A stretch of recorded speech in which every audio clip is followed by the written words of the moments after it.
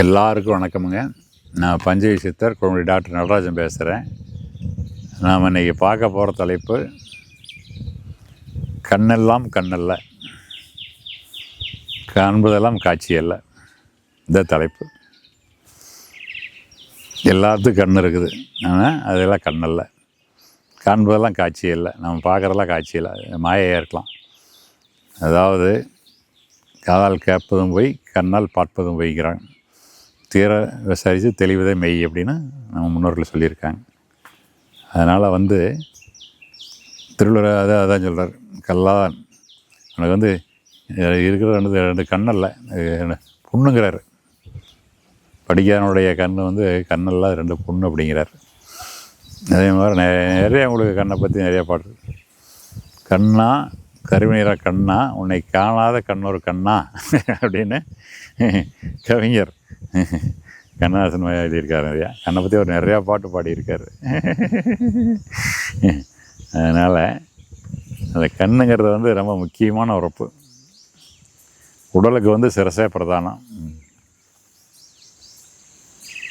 உடலுக்கு சிரசே பிரதானம். அதாவது இந்த உடலை கண்ட்ரோல் பண்ணுறது கம்ப்யூட்டர் எல்லாமே கழுத்துக்கு மேலே தான், உடம்பு தான். அதுதான் கண்ட்ரோலிங் சிஸ்டம். அந்த கண்ட்ரோல் தான் உடம்புல மற்ற உறுப்புகள் எல்லாமே இயங்குது. இந்த உடம்புக்கு சிரசே பிரதானம். சிரசானதுக்கு சிரசுக்கு மண்டைக்கு பிரதானம் 2 கண்கள். கண்கள் ரொம்ப பிரதானம். நீ ஒரு நிமிஷம் யோசனை பண்ணி பாருங்கள். கண்ணை மூடிங்க, உங்களுக்கு பார்வையிலேயே நினச்சிக்கங்க. என்ன பண்ண முடியும் உன்னால்? யோசனை பண்ணி பாருங்க பார்க்கலாம். பார்வை இல்லைன்னா என்ன பண்ணுவீங்க? பார்வை போயிடுது, இடையில சக்கரை போயிடுது. அப்போ என்ன பண்ணுவீங்க? உங்களால் கற்பனை பண்ண முடியுதா? கண்ணை பற்றி கண் நல்லா வேலை செய்யறனால கண்ணை பற்றி நீங்கள் நினைக்கிறதில்லை. கண்ணை காப்பாற்றணும், கண்ணை ஆரோக்கியம் வச்சுக்கணும் யாருமே நினைக்கிறதில்லை. கண்கட்ட பிறகு சூரிய நமஸ்காரம் சொல்கிற மாதிரி அப்படி தான் நம்ம பண்ணுறோம். இப்போ சர்க்கரை இருக்கணும், வருஷருக்கா போய் கண்ணை டெஸ்ட் பண்ணிக்கணும். உள்ள ரெட்டினா விழித்தெல்லாம் நல்லா இருக்கா அதெல்லாம் போய் செக் பண்ணிக்கணும். அதில் ஆரம்பத்துலேயே உள்ள இருந்தால் ஆரம்பத்துலேயே லேசெல்லாம் வச்சு சரி பண்ணிடுவாங்க. சுத்தமாக கெட்ட முறை போய் பார்த்தா ஒன்றும் பண்ண முடியாது. அந்த மாதிரி கண்ணுடைய ஆரோக்கியம் அது ரொம்ப முக்கியம். அடுத்தது தான் காது, அடுத்தது நாக்கு. குழந்தை 5 புலன்கள்னு சொல்கிறது 5மே நல்லா இருக்கணும். அதில் முதன்மையான கண்ணு தான். அப்புறம் இந்த கண்ணுடைய இது சித்தரில் என்ன சொல்கிறாங்கன்னா, மாணிக்க அவசரப்படுறார். அதாவது சிவரணத்தில் பாடுறார், நோக்கரிய நோக்கே நுணுக்கரிய நுண்ணுணர்வேங்கிறார். நோக்கரிய நோக்கில் அந்த பார்வை கூர்மையாக இருக்கணும், நல்லா ஃபோக்கஸ்டாக இருக்கணும். பார்வை கருணையோடு இருக்கணும், கொடூரமாக இருக்கக்கூடாது. புலி அட்டாக் பண்ணுறது பார்க்கல கொடூரம். ஒரு கொலைகாரம் போய் கொலை பண்ணுறது முகத்தில் எவ்வளோ கொடூரம் பூரா கண்ணில் தான் தெரியும். நீங்கள் சீரியலில் பார்த்துருக்கலாம், சினிமாவில் பார்த்துருக்கலாம். கொடூரத்தை கண்ணில் காட்டுவேன். எவன் கொடூரத்தை கண்ணில் காட்டுறோன்னா அவன் தான் நல்ல வில்லை, இல்லைன்னா அது வில்லத்தனை ஃபெயிலியர் ஆயிடும். அதே மாதிரி ஹீரோ அவன் கோபத்தையும் கண்ணில் காட்டுவேன். இப்போ அவன் அடிக்க போடுறது அப்படியே முறப்பேன். ஒரு மாதிரி பார்த்தீங்கன்னா உங்களுக்கு அந்த கண்ணுக்கு அதெல்லாம் நீங்கள் பார்த்தீங்கன்னா ப்ராக்டிக்கலாக பார்க்கலாம். கோவம் முதல்ல கண்ணில் தான் வெளிப்படும், அப்புறம் தான் உதடு இதெல்லாம் துடிக்கி, அப்புறம் கையை துடிச்சுன்னா அப்புறம் ஃபைட்டு சண்டை. அதனால் இந்த கண்ணை பார்த்தாலும் தெரியும். நீங்கள் ரோட்டுக்கு போகிறீங்க பார்க்குறீங்க, கண்ணிலே 1008 விஷயம் சொல்லலாம். அந்த வீட்டில் உங்களை விரும்புகிறாங்களா, வரவேற்கிறாங்களா, உங்களை ஏன்டா என்னோட சனையை பிடிச்சினா இருக்கு இங்கே கூட நினைக்கிறாங்களா, கடங்காக்க நினைக்கலாம். ஒரு மாதிரி வெறுப்பாக பார்ப்பாங்க. நீங்கள் கவனமாக இருந்தீங்கன்னா அதை வச்சு புரிஞ்சுக்கலாம். அது மாதிரி இது கண்ணும் பேசணும். நான் பேசுகிறேன், இப்போலாம் நீ பேசணும், கண்ணாசன் பாடின மாதிரி கண்ணும் பேசணும். காதலுக்கு மட்டும் இல்லை, நம்ம உறவுக்கும், நம்ம பழக்க வழக்கம், நண்பர்கள், சொந்த பந்தம், குழந்தைகள் எல்லாத்தையும் பார்க்குற போது கண்ணில் தான் பார்க்குறோம். அந்த கண்ணு தான் நம்மளை ஒன்றா சேர்த்து வைக்குது. அதனால் நிறைய பேர் என்ன பண்ணுறாங்கன்னா, அதாவது மன சுத்தமாக நேர்மையாக யாருக்கும் கெடுதல் பண்ணாமல் எல்லாத்துக்கும் நல்லது பண்ணணும், நல்ல மனசுடையும் முகத்தை கண்ணை பார்த்து பேசுவாங்க. தெரிஞ்சுக்கலாம். ஏன் ஒருத்தவங்களை கண்ணை பார்த்து பேசாமல் தலையை குனிஞ்சிட்டு வேற பக்கம் பார்த்து பேசுகிறான்னா அவன் ஏதோ திருடாயன், நல்ல எண்ணம் இல்லாதவன், ஏதோ திட்டம் போட்டு வந்திருக்கிறான், நம்மகிட்ட இருந்து எதோ வாங்கறதுக்கு வந்திருக்கிறான் அப்படின்னு பார்த்தா தெரிஞ்சுக்கலாம். உங்களுக்கு கண்ணை பார்த்தாலும் உங்களுக்கு தெரிஞ்சுக்கலாம். அந்த கண்ணிலேயே அத்தனை காட்சியும் இருக்குது. அதனால் இந்த கண்ணை வச்சு எல்லாமே பண்ணிக்கலாம். இப்போ இப்போ யோகத்தில் உங்களுக்கு 4 தினசு இருக்குது. யோகத்தில் 4 தினசு இருக்குது. அந்த 4 தீட்சை இருக்குது, 4 முறைகள். முதல் முறை சவுண்டுனா இது நாதம். அது எப்படின்னா குரு சிஷியனுக்கு ஒரு மந்திரத்தை ஓதுவார். ஒரு மந்திரம் சொல்லி ஓம் நம சிவாய, நமோ நாராயணா, அது மாதிரி சொல்லுவார். ஹரே கிருஷ்ண ஹரே ராமா, ஹரே ராமா ஹரே கிருஷ்ண ஹரே ராமா, அது மாதிரி தான் ஒரு மந்திரம் சொல்லுவார். அவன் திரும்பி அதையே கண்ணை மூடிட்டு ஜபம் பண்ணணும். ஜபம் பண்ண என்ன ஆகுதுன்னா, அந்த வைப்ரேஷன் உடம்பூரா எல்லா நாடி நரம்பு உடம்பூரா பரவி மூளை ஆனந்தமாகி அமைதியாயிடுது. மனசில் இதை சொல்லிகிட்டே இருக்கும்போது நம்ம மற்ற எண்ணங்கள், மற்ற நினைவுகள் எதுவுமே வராது. எல்லா எண்ணங்களும் உங்களுக்கு மறைஞ்சு போயிடும், க்ளீனாக இருக்கும். சினிமாவில் ப்ரொஜெக்டர் ஆஃப் பண்ணி அந்த ஸ்க்ரீன் வெள்ளையாக இருக்குல்ல, அது மாதிரி ஆயிடும். அப்போ மனசு சுத்தமாக இருக்கிற உங்களுக்கு தியானம் வந்துடும். மன ஒருமைப்பாட தியானம். அதுக்கு ஒரு மெத்தட் ஜபம். 2வது மெத்தட் ஸ்பரிசம், தோல் வழியாக. இப்போ குண்டலினியமெல்லாம் இருக்குது, வேலை தெரியுமா சிலாமெல்லாம் கொடுத்ததெல்லாம் முதுந்தண்டிலேருந்து கீழே மூலாதாரத்துலேருந்து இப்படி தொட்டு அந்த சக்தியை மேலே ஏற்றிட்டு இங்கே ஆக்கியம் சக்கரம் 6வது சக்கரத்தில் இங்கே நிறுத்திடுறாங்க. அப்புறம் திரும்ப இறக்கி விட்டு கடைசியாக மேலே இதுக்கு ஏற்றிடுறாங்க, சகஸ்ராரத்துக்கு 7வது சக்கரத்துக்கு. அப்புறம் தியானம் பண்ணுற போது அந்த உணர்வு வைப்ரேஷன் சுறுசுறுன்னு மேலே ஏறி வரும். அது இங்கே பார்த்தா அங்கே வரும், அப்புறம் இங்கே பார்த்தா அங்கே வரும். அது ஒரு தியானம், 2வது தியானம். 3வது நயனமாக இருக்குன்னு சொல்லுவாங்க. நயனம் அப்படின்னா நம்ம கண்கள், விழிகள், அது வழியாக பண்ணுறது. அதுக்கு என்ன பண்ணுவாங்கன்னா, இது சித்தர்கள் ஞானிகள் என்ன பண்ணுவாங்கன்னா, இரவு உபதேசம் கொடுப்பாங்க. இரவு உபதேசம் கொடுத்தாங்கன்னா காலையில் வெளியே ஜோதி பார்க்கலாம், வெளிச்சத்து வெளியே பார்க்கலாம். அதுதான் நயனமாக இருக்கும்.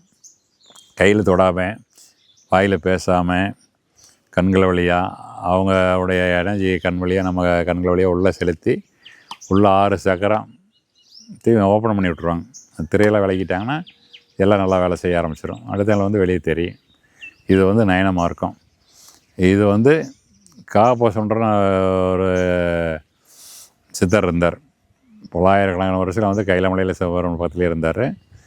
அவர் தான் அதனுடைய இது ஆதிகுரு. இதை முதல்ல தீட்சை கொடுத்தது சிவன்.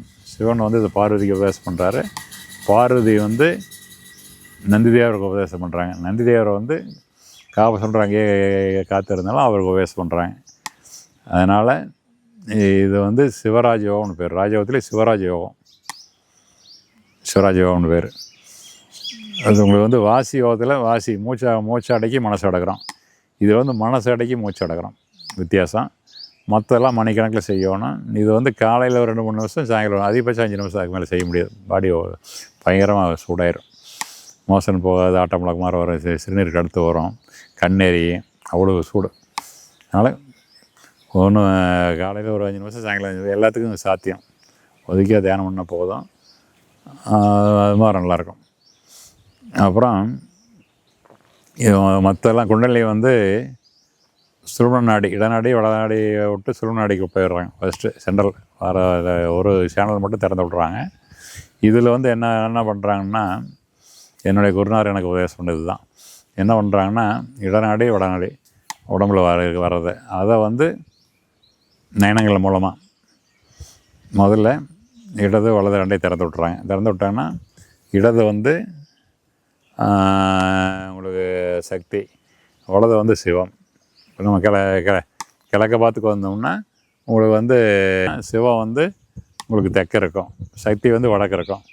வடக்கேனா இமயவான மகள் பார்வதி பரமேஸ்வரி, அது சக்தி. சிவன் தென்னாடுடைய சிவன் தெற்க இருக்கிறான், அது சிவம். இதை 3 வருஷம் தியானம் பண்ணிவிட்டு 3வது வருஷம் இந்த 2ஐயும் ஒன்றா சேர்த்து விடுவாங்க. 2ஐயும் ஒன்றா ஜாயின் பண்ணால் இங்கே ஓப்பன் ஆயிரும். சொல்லுமுனை ஆக்கியா சக்கரை ஓப்பன் ஆயிரும். இப்போது கரண்ட் ஒயர் இருக்குல்ல, பாசிட்டிவ் நெகட்டிவ் 2 ஒயரை பேட்டரி எதாக இருந்தாலும் சரி, ஒரு ஒயரை அப்படி டச் பண்ணிங்கன்னா நெருப்பு பிறக்கும். அது மாதிரி ரெண்டையும் இது டச் பண்ணுறது ரெண்டும் ஒன்றா சேர்ந்து இந்த நெருப்பு சக்கரத்தை ஆக்கியான் சக்கரத்தை அக்னி சக்கரத்தை தூண்டி விட்டு இது பண்ணிடும். அது தியானம் பண்ணுறோம், அது ஓப்பன் ஆயிரும். அப்புறம் ஒரு 3 வருஷம் போய் சக்தி சிவம் சிவசக்தி ஆக்கி ஆண் பெண் அலி 3ஐயும் ஒன்றா சேர்த்துடுவாங்க. 3 ஒன்றா சேர்த்துடும்போது அது வந்து குண்டலினி வந்து இது சிங்கிள் பேஸு, இது 3 பேஸ் சப்ளை மாதிரி ஒன்றா வர்ற போது இங்கே மேலே ஓப்பன் ஆயிரும். மேலே வந்து சகசிரம் 1008 இதில் தாமரை அது மேலே ஓப்பன் ஆச்சு அப்படின்னா அப்படியே மேலே அப்படியே கருன்னு சுற்றி நீங்கள் கவனிக்கலாம், சுற்றிகிட்டே இருக்கும். மேலே லேசாக மெலுசாக ஃபேன், சின்ன ஃபேன் உடனே காற்றடிக்க இல்லை கம்ப்யூட்டர் மேலே சொன்னால் லேசாக காற்றடி கவனிச்சிங்கன்னா காற்று வரும். வள்ளலார் வளர் மேடையில் வீசிய மெல்லிய பூங்காற்றேங்கிறார் வள்ளார் பாடுறார். இது வந்து வள்ளார் வந்து நம்ம வழியில் வந்து வரும். ஜோதி மார்க்கம் அதுதான் நயனமாக இருக்கும், அதுதான் சிவராஜ யோகம். இதில் வந்து அவர் வந்து ஜோதி மார்க்கம் நிறைய பாடல்கள் எழுதியார். வேறு வந்து எல்லாம் சித்தி அடைஞ்சிட்டார். அவருடைய சிஷி வந்து அடுத்து வந்து வேளாண் மொழியார் மற்றவங்கெல்லாம் யாருமே அந்த குரு ஸ்டேஜுக்கு வரல. குரு ஸ்டேஜுக்கு வராதனால அவங்க என்ன பண்ணுறாங்க அப்படின்னா பக்தி மார்க்கத்துக்கு போயிட்டாங்க. இந்த சிவராஜ பக்தி மார்க்கத்துக்கு போய் ஜோதியை ஏற்றி வச்சு அவர் பாடின பாட்டெல்லாம் பாடிக்கிட்டு பக்தியில் கொண்டாடுறாங்க. பக்தியுமே முத்துனா அது ஓப்பன் ஆயிரும். அதுவும் பக்தி மார்க்குங்கிறது அத்தவணை மார்க்கெலாம் கிடையாது, ஓப்பன் ஆயிரும். அதுலேயும் சில காலத்துக்கு ஓப்பன் ஆகி அவங்க வந்து இது வள்ளார் வழியை பின்பற்றுறாங்க, நல்லா இருக்காங்க. அதனால் இந்த மார்க்கை வந்து அது மாதிரி நீங்கள் வந்து காகத்தை பார்த்துருக்கீங்களா? காகம் சொல்கிறது காகம்தான். காகத்தை பார்த்துருக்கீங்களா? காகத்துக்கு வந்து பைனாகுலர் வசதி கிடையாது, 2 பக்கம் ஒன்றா பார்க்க முடியாது. மோனாகுலர் வசதி ஒன்றா இந்த கண்ணில் பார்க்கலாம், ஒன்றா இந்த கண்ணில் பார்க்கலாம், 2 பக்கம் இருக்குது. மாடு கூட இப்படி கொண்டு இது முன்னாடி வராது, இப்படித்தான் இருக்கும். என்ன பண்ணோம்னா ஒரு பொருளை பார்க்குறேன்னா இடதுகளில் இப்படி பார்க்கும், நீங்கள் பார்த்துருப்பீங்க. அப்புறம் வலதுகளில் இப்படி பார்க்கும், 2 கண்ணையும் பார்த்து அது பண்ண முடியும். இது வந்து இந்த யோகம் வந்து காகத்திலேருந்து வந்தது, காகபசன்றது வந்ததுனால இது சிவராஜ் யோகம்னு சொல்கிறது. இருக்கிற யோகத்திலெல்லாம் சிறந்த யோகம், சிறந்த தேய்ச்சை. இதுக்கப்புறம் 4வது தேய்ச்சி பார்த்திங்கன்னா மானசீகம். மானசீகம்னா குரு ஒரு பக்கம் இருப்பாங்க, சிஷியும் ஒரு பக்கம் இருப்பாங்க, பார்க்காமே தேய்ச்சி கொடுத்துருவாங்க, அது மானசீகம்.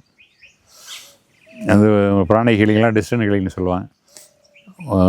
அது ஒரு வைத்தியர் ஒரு பக்கம் இருப்பார், போல அப்படி சொன்னோம்னா அங்கேருந்து இங்கே இருக்கிறவங்களுக்கு அவங்க பிராணி ஹீலிங் அந்த கொடுத்து வியாதி குணப்படுத்திடுவாங்க. தலைவலியாக காய்ச்சல் டக்குன்னு நிறுத்திடுவாங்க. நிறைய பேர் இருக்காங்க இன்னும். அந்த அப்போவுமே இன்னுமே சில கிராமத்துலலாம் மாடு சொக்கு தாங்கிச்சுன்னா மாட்டு வைத்தியர் வந்து இன்னொரு இடத்துல இருப்பார், 4 மைல் 5 மைல் போய் நேரில் சொன்னோம்னா மாட்டை கூட்டி சொல்கிறார். அங்கேருந்து மாட்டுக்கு சொக்கு படம் போடுவார். அங்கே சொக்கு படம் போட்டால் அங்கே மாடு எழுந்திரிச்சுக்கு. நான் நிறைய கேஸ் பார்த்துருக்கேன் சின்ன வயசுலாம். இப்போ அப்படியே குறைஞ்சி வச்சு பார்த்தா மாட்டுக்கிட்ட கூப்பிட்றோம், அது மாதிரி. அப்போது இந்த நயனம் வந்து ஆரோக்கியமாக இருக்கணும். ஆரோக்கியமாக இருந்தால் தான் பார்வை நல்லாயிருக்கும், தெளிஞ்ச பார்வையாக இருக்கும். இப்போ நீங்கள் ஒரு பொருளை பார்த்தீங்கன்னா கான்சன்ட்ரேஷனாக வேறு எதுலேயும் ஞாபகம் அதே பார்த்தீங்கன்னா அதில் என்ன குறை, என்ன குற்றம், என்ன நிறைய எல்லாமே பார்த்து தெரிஞ்சுக்கும். ஒரு மனுஷனை பார்த்தாலும் கண்டுபிடிச்சிடலாம், ஆடு மாட்டை பார்த்தாலும் இந்த பார்வையிலே உள்ள எல்லாமே உள்ள ஊடுருவி போய் கண்டுபிடிச்சிடலாம். அதுதான் கண்ணெல்லாம் பார்ப்பதெல்லாம் பார்வையில்.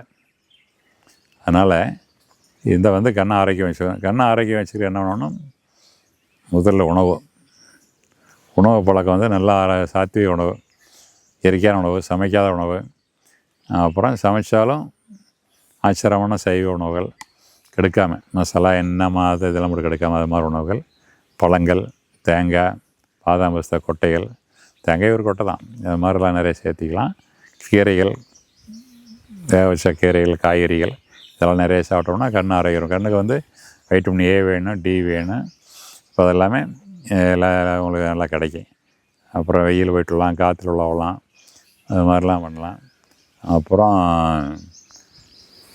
சூரிய யோகம்னு ஒரு யோகம் இருக்குது. சூரிய யோகம்னா என்ன பண்ணுறாங்கன்னா, காலையில் பொழுது உதிக்குது இல்லை, கொசு முதல்ல வந்து சிவப்பாக இருக்கும், போப்போ அப்படியே கலர் மாதிரி ஆரஞ்சாகி அப்படியே போப்போ அப்புறம் வெள்ளையாயிரும், பார்த்துருப்பீங்க. ஃபஸ்ட்டு உதிக்கிற போது அப்படியே கண்ணை வரிட்டு கையை எப்படி வச்சுக்கணும், அங்கே பாருங்க, கையை அப்படி பின்னிக்கணும், பின்னிக்கிட்டு அதை அப்படியே ஊற்று நோக்கணும். சும்மா ஒரு நிமிஷம் பார்த்தோம்னா உள்ளே போய் உள்ள ஜோதியாக தெரிகிற மாதிரி இருக்கும். அப்புறம் நீங்கள் என்ன பண்ணோன்னா ஒரு நிமிஷம் கண்ணை மூடிக்கணும். கண்ணை மூடிக்கிட்டால் உள்ள பூரா செவையேன்னு தெரியுது. அதையே மனசுக்குள்ளே பார்த்து அனுபவிக்கணும். வெளியே பார்த்தீங்கன்னா அந்த இடத்துல கீழே சாப்பா தெரியும். இப்படியே ஒரு சூரியன் அந்த வெள்ளையாக மாற வரைக்கும் கொஞ்சம் நேரம் பண்ணலாம். அப்புறம் சாயங்காலம் சூரிய அஸ்தமனத்தப்போ இதே பண்ணலாம். 2 நேரம் பண்ணுற போது சோலார் எனர்ஜின்னு சொல்கிறோம். சோலார் பேனலில் வந்து சார்ஜ் ஆகி பேட்டரிக்கு வருது. இது வந்து சோலார் எனர்ஜி சூரிய இது பண்ணுற போது உள்ளே போய் நம்ம பேட்டரி எங்கே இருக்குது, மூலாதாரத்தில் இருக்குது. பேட்டரி போய் சார்ஜ் பண்ணிடுது. சார்ஜ் பண்ணிச்சு அப்படின்னா தியானம் வந்து அற்புதமாக வருது, நல்லா வருது. தியானம் வந்து அற்புதமாக வருது. அற்புதம் வர்ற போது உங்களுக்கு வந்து சீக்கிரம் வந்து அந்த ஞானம் கிடச்சிரும். உங்களுக்கு முக்காலம் தெரிய ஆரம்பிச்சிடும், எல்லாமே ஓப்பன் ஆயிரும். இது வந்து சூரிய பகவான் வந்து இது பண்ணுறது, இது ஒரு இது. அப்புறம் கண்ணுக்கு வந்து சில கண் பயிற்சிகள் உங்களுக்கு தெரியும். இடது மேலே எல்லாம் பார்க்குறதெல்லாம் யூடியூப்பில் போய் பார்த்தீங்கன்னா கண் பயிற்சிகள் நிறைய போட்டிருப்பாங்க. கண் பயிற்சியெல்லாம் செய்கிறது, பிராணாயாமம் செய்கிறது. அப்புறம் தவறான பழக்கங்கள், புகைப்பிடித்தல், பீடி, சிகரெட்டு, ஆல்கஹால், சாராயம் இதெல்லாம் தவிர்த்துடணும். கண்ணு நரம்பு பாதிக்கும். சர்க்கரை இருந்தால் சர்க்கரை கண்ட்ரோல் வச்சுக்கணும், ஏறாமல் பார்த்துக்கணும். அப்போ தான் கண்ணை பாதிக்காது, இல்லை கண்ணை பாதிக்கும். அதே மாதிரி ப்ரெஷர் இருந்தாலும் ப்ரெஷரை கரெக்டாக வச்சுக்கணும். அப்புறம் மனசையும் சந்தோஷம் அதே வச்சுக்கணும். ரொம்ப மனசு படுத்தணும்னா பின்னாடிலாம் கண்ணுக்குள்ளே ப்ரெஷர் வந்துடும், கிளாக்காமான்னு சொல்லுவாங்க. கிளாக்காமங்கிறது வந்து அப்படின்னா அப்புறம் மருந்து கொடுக்கணும், இது பண்ணணும், ஆப்ரேஷனில் பண்ணுவாங்க. அந்த கண்ணுக்குள்ளே இருக்கிற ப்ரெஷரை மெயின்டைன் பண்ணணும். அதிகமாச்சு நம்ம பார்வை போயிடும், உள்ளே வந்து வெளித்திரை வந்து கெட்டு போயிடும். சர்க்கரையில் அதே மாதிரி சரியாக கவனிக்கலாம். உள்ளே வந்து வெளித்திரையில் ரத்த கசிவாயிரும், டயபெட்டிக் ரெட்டினல் ஹெமரேஜ்னு சொல்லுவாங்க. இதெல்லாமே கண்ணை பாதுகாக்கக்கூடிய கண் பயிற்சியெல்லாம் பண்ணி இதெல்லாம் பண்ணி கண்ணுக்கு வந்து ஆரோக்கியத்துக்கு வந்து நம்ம அமர் செஞ்சு சாப்பிட்டா ஆரோக்கியம் நல்லா இருக்குங்க. கெட்ட பார்வை எட்ட பார்வை இந்த கண்ணாடிலாம் போட்டிருக்காங்கல்ல, ஒரு 6 மாதம் ஒரு வருஷத்தில் கண்ணாடி கழட்டி தூக்கி எறிஞ்சிடலாம். நம்மளவர் வந்து 60 வருஷத்தில் நம்ம மருந்து சாப்பிட்டார், அமர் செஞ்சு சாப்பிட்டார், சோடா கிளாஸ் போட்டிருந்தார். இதை சாப்பிட்டதுக்கப்புறம் நம்மளவர் வந்து பார்வை சுத்தமாகிட்டுது. 60 வயசுலேருந்து 75 வயசு வரைக்கும் அவர் அடங்குற வரைக்கும் 15 வருஷம் கண்ணாடி போடலிங்க. சின்ன எழுத்து பேப்பர்லாம் அருமையாக அப்படி போகிற கண்ணாடி எல்லாமே. நம்மளோட ஒரு நல்ல குணம், ஒரு செயல் எடுத்தாருன்னா முடிக்காமல் விட மாட்டார். இந்த பயிற்சியெல்லாம் கண் பயிற்சியெல்லாம் சொல்லி முழுசாக பண்ணாருங்க. இதையும் முழுசாக சாப்பிட்டாரு.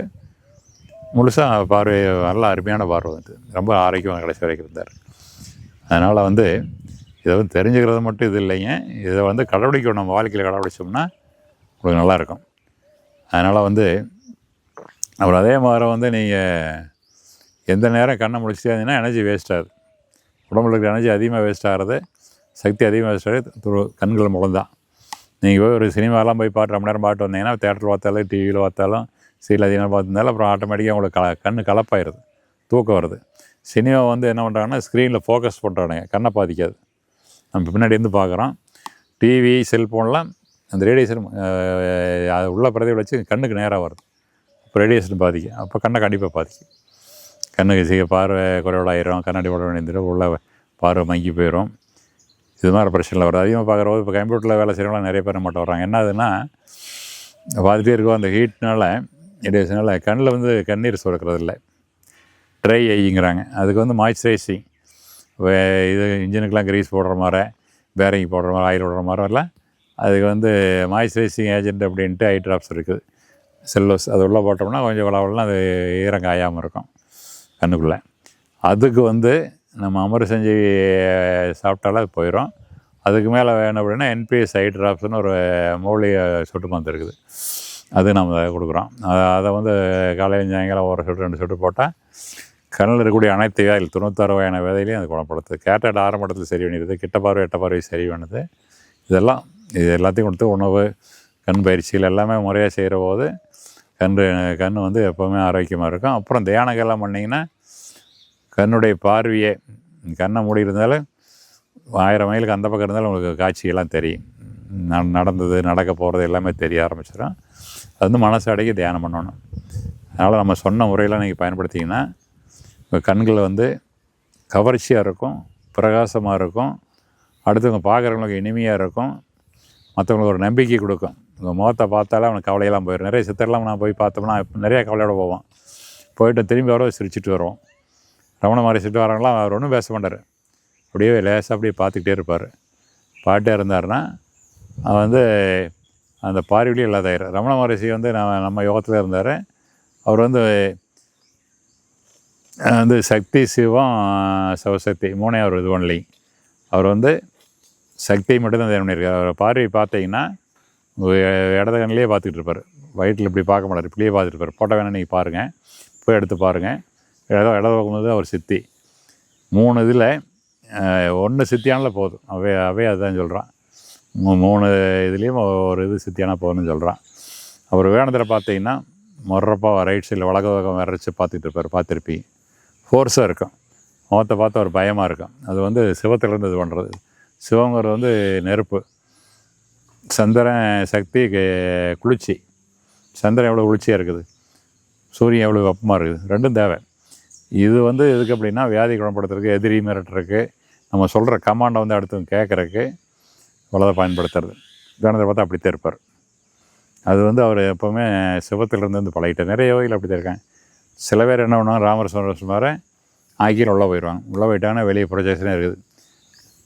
நம்ம நயனத்துலேருந்து வெளியே எந்த இதுவும் வெளியே வராது. உள்ளெழுத்து மாதிரி அப்படியே ஒரு மாதிரி அமைதி உள்வாங்கிடுவாங்க. இதுதான் உள்ளே போய் ஆனந்தமாக அதை அனுபவிச்சுட்டு இருப்பாங்க. அது வந்து சமாளி. அது ஒன்று. அது மாதிரி இதெல்லாம் முறையாக செஞ்சீங்கன்னா நீங்களும் சித்தராகலாம், நீங்களும் முக்காலத்தை அறிந்த ஞானியாகலாம். நன்றி, வணக்கம்.